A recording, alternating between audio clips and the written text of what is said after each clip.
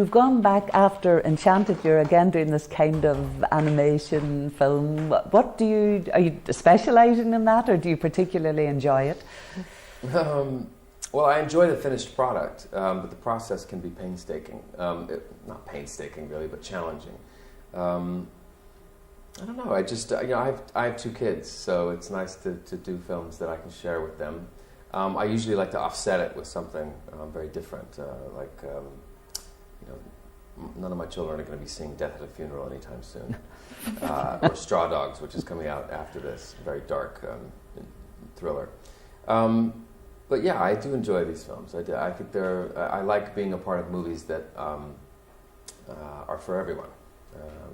And there's a sense of fun and a sense of magic to these kinds of movies that make the process enjoyable. Can you explain in your own words what are we going to find in the film?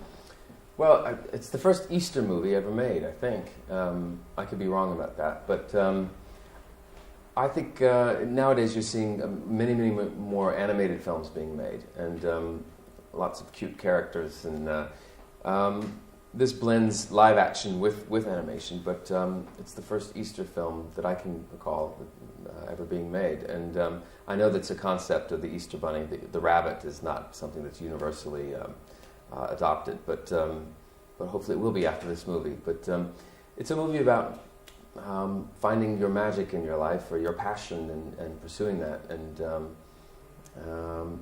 it's a movie about candy and chocolate, and hopefully that'll be enough to get It's true about the Easter Bunny not being a universal figure, and especially here in Spain there are a lot of children who wouldn't know him. How would you encourage them to go and see the movie, to see something about a figure they don't even know? I don't know. I just think hopefully they'll I don't know. Hopefully they'll just see his cute ears and his big blue eyes, and that'll be enough to get them to the theaters. But I don't think it's necessary to have a belief in the Easter Bunny or not to enjoy this movie. I think it's sort of a classic family movie, and it's a movie for everyone. And state-of-the-art animation. If you enjoyed Despicable Me or Horton Hears a Who, I mean, these are the same animators that came from those 2 movies. And there's a feeling of heart in the movie, and there's it's not really a message movie, but if there is a message, it's about following your passions in life and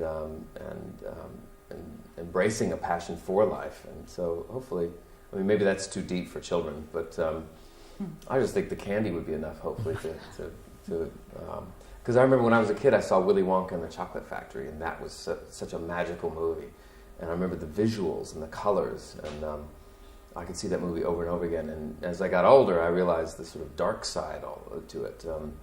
There's no dark side in this movie, but I just think hopefully kids will think the rabbit's cute and maybe adopt him. Can you say a little bit about the process of working in the mixture of live action and animation? Because she read some interviews on internet where you mentioned the green tape and so on. But can you just say a little? Oh yeah. Well, obviously, my co-star with whom I shared most of the scenes in the movie was not there because he was an animated character. Yeah. So I had to pretend like he was there.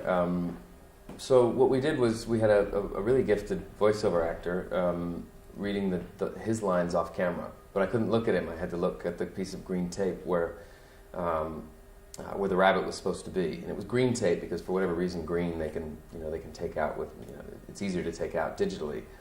But it was really important to me to make it feel like the movie's a buddy comedy, and the success of the movie sort of hinges on the relationship and the chemistry and the dynamic between these 2 characters, and it needed to feel like he's talking to another human being, and that was really important to me to sell that idea.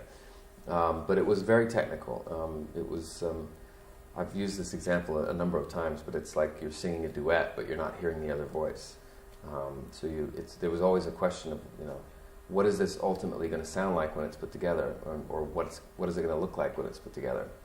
But that's where you sort of you put your trust in people like Tim Hill, who've done these types of movies before, and all the guys at Illumination, and that you're just a cog in the wheel. You're a piece of the puzzle, and as long as you have a good time and and hit your marks and make sure you look at the right piece of green tape, you know. Yeah. You hope that it all comes together and works. Wow. But it makes me want to, I never went home feeling like, that scene today was, I really felt it come alive, It's very piecemeal, a very fragmented process. Mm-hmm. Wow. Thank you. Muchas gracias. Thank you.